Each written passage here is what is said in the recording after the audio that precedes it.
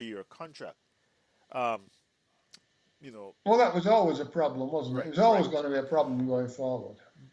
But my my main issue is that in Arteta's system, we don't have midfielders, or he doesn't play in a setup that allows Aubameyang to run beyond or run at the defenders. He's Yeah, supposed. I mean, he's supposed to be a big target man, George. I mean, no, well, I accept that, right? I yes, accept that. It doesn't set it up in that way that makes the most of Aubameyang. yeah. So why give him a record signing fucking deal? Because right, because this is Because the way he what plays. was he going to do? Was he going to change his system? Clearly not. He has it fixed in his mind how he wants us to play it. So if we're now saying that Aubameyang doesn't suit that system, we should have sold him. Well, We should have George, sold him. It's as simple as of course, fucking I know that. I agree with you. But George, that's on top. Since Wenger left, 300 odd million pounds has been squandered, according to our good friend Ehab on Twitter. You know, we paid almost all those players we sold in January. We're paying their wages or half of it. We're squandering money left, right, and center. So Alba is a waste. Is another lost cause. We're not going to re-sign Lacazette because his contract is running down. Where are we going? What is Arteta's next step? Apart from getting an extension on his deal. What is going on?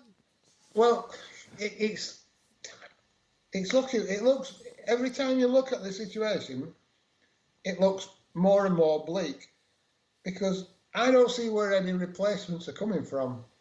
I don't see how we're gonna be buying top class players. Uh, I don't see how we're going to attract them. Why would they want to come? We're still a big club, but we're not we're not guaranteeing trophies, are we? We're not paying Manchester City wages. How are we going to attract these players? And there isn't the money. We're still running at a loss, even though we've now reduced the wage bill by getting after summer at least, Ozil and Kolasinac and Mustafi. You've got all them off the wages. I'm telling you now, even with them off the wages, we're still going to be running at a loss. Yes. So But where's the talent going to come to replace them? These are not. I mean, people are thinking yeah, that these are just dead wood we got rid of. You know. I mean, where are you going to get it? You're not going to get it. for You're example, going to have a period where you're mid-table.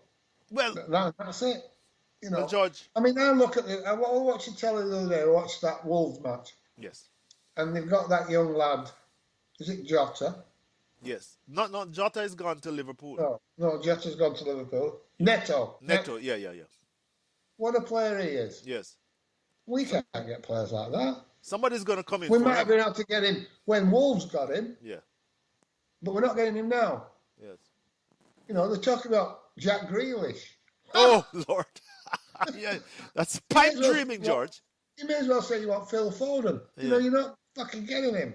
Right. Uh, You anyway. Liverpool needs a midfielder, a scoring midfielder who can create. And anyway, Grealish is not that.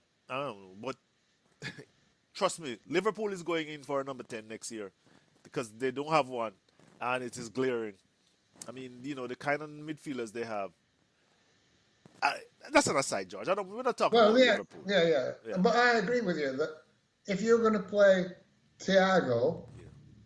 you want another number 10 in front of Yes, him. he's not a. He's a.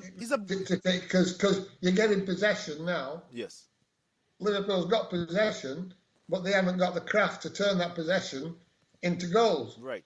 So they either have to go back to their old way of playing, just a solid midfield, and keep getting it up quickly to the strikers, or Yes. they need to get a number 10 in.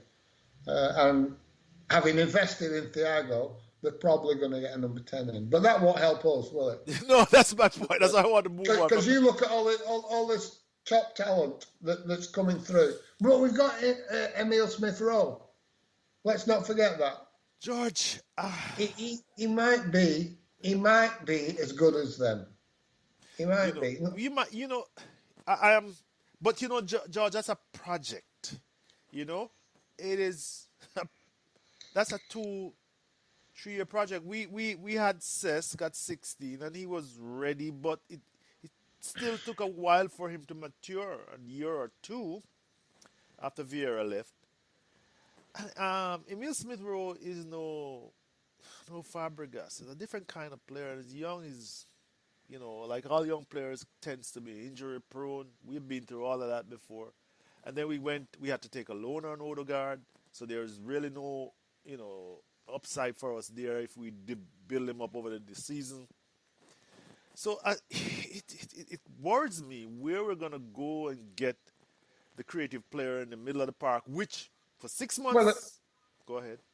It worries me as well because I've seen this film before with Emile Smith Rowe and Saka. Yes. Jack Wilshere and Aaron Ramsey. They were, in my opinion, Jack was at very least, as talented as Saka and Smith Rowe. Mm-hmm. And we had high hopes for him. But it never came to pass. He was kicked and it out. was probably through injury, probably through him getting hacked down, just like they're hacking Saka down now. There's no guarantee, no matter how good you think these players are going to be, how much we want them to be good, there's no guarantee that they will get that good. Jack didn't. Aaron Ramsey didn't, because he was affected by injuries from assaults. He never really got over that injury. He's not even got over it now. He's on £400,000 a week in Juventus, and he still can't play every game because he's plagued by injuries. Right. So, It was a double fibula, George. Double what I'm saying fibula. Is, I Remember like that. It's an investment in the future, but it might not come to pass. I know. There's a lot of water to pass under the bridge, and the same with look at Manchester City with Phil Foden. You look at him and you think he's going to be one of the best players in the world, but he might not be. Yes, he might not be. What you do know is though, who is currently the best players in the world, and we're not anywhere near the type of club that can get them in to strengthen us. So I think we have to invest in the likes of Smith Rowe and Saka, Martinelli, because I don't believe we can go out and buy better. Or if we are going out and buying, we might get somebody at their level, but that's their ceiling of the player that we're going to be bringing in. George, whereas at least these guys have a higher ceiling. But you're not getting like a Neto or Grealish or anybody like that coming to Arsenal at the moment. And we've just got to accept that, I think, and set your sights lower. But, George, rather than hoping to get back in the top four. I'm dying to get a word in here because there are some very big fans, some of whom you and I know, who think that, okay, this season is a write-off, but next year it will be better. We will be sailing towards top 4. What is there to suggest that is going to happen? I'm open-minded on this. No, if clearly I've set my stall up. I am not. I see several weaknesses in Arteta, and I keep plugging away at it with all these people doing their apologizing for him.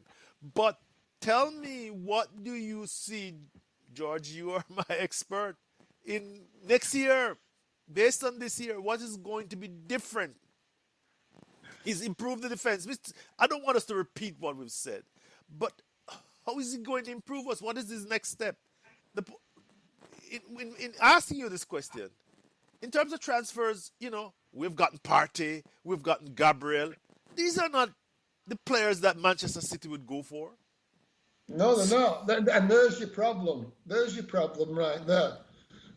We assume that they are. Yes. People will tell you Partey is world class.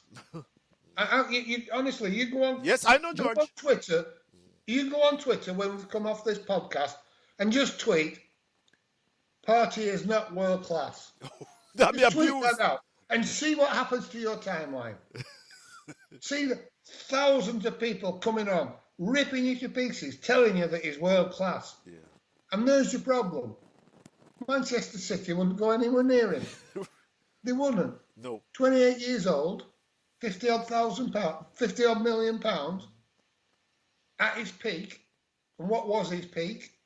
But we're talking about him, Gabriel. Gabriel struggled. He's had a few decent games at the beginning. Showed what he can do. He's no Rodri, George. He's no Rodri. Or even still, he's no Rodri, George. No. Boy, Rodri has probably made one mistake all season. You know what I mean? But, and he's fresh in this league. But that's where we are. Yeah. That's the level we're at. The good players, they are good players. Yes, but they're Partey is a good player. Yes. And so is Gabriel. And so is Tierney. But our fans will tell you that they're better than they are, or they'll tell you that they're absolutely crap. It'll be one or the other, isn't it? You can't have a good player at Arsenal. You have to either have a world-class player or he's shit. There is no in between. Whereas, in actual fact, we've got a team of good players. A lot of them are very good players. And I think we should maximise them, and I think we should be finishing 5th or 6th. That's our level. If we drop below 5th or 6th, I think we're underachieving. To expect us to finish above 5th or 6th, I think that would be a massive overachievement. And I don't mean just this season. I mean next season, the season after that. What's also holding you back is you need a world-class, top-class manager to maximise the players you have. And I don't think we've got that. Neither do I. Let me be clear. So you've got good players and an okay manager. Is that going to take you to the top 4? No, it's not. You either have to have one, the other, or like Manchester City, both. You're right. George, I want us to not. I want us to wrap this up in a few. So, Leeds is coming up on Sunday. And I think we have Benfica in the week. I think so. Europa League. I don't really focus on those competitions because I don't have enough bandwidth for it. You know what I mean. I think just to get the coverage and I probably will watch it, but I'll really not be able to preview and review in my blog. But Leeds is our next challenge, and they did it over us the last game around, and I think where are we going? Down at Leeds? No, I think it's at home. The last time was at Ellen Road. Is it home? But I think we were down to 10 men again against Leeds. Somebody got sent off. Was Xhaka or there was Gabriel? One of them. Oh, I can't remember. We're about half an hour with 10 men. Yeah. But Leeds can go either way. They can beat us quite comfortably, or we can beat them quite comfortably. I wouldn't like to predict that. It really is a mid-table clash. Yes, because they're just below us, George. That's the reality. They're just below us, but they've got games in hand. Yeah, they do.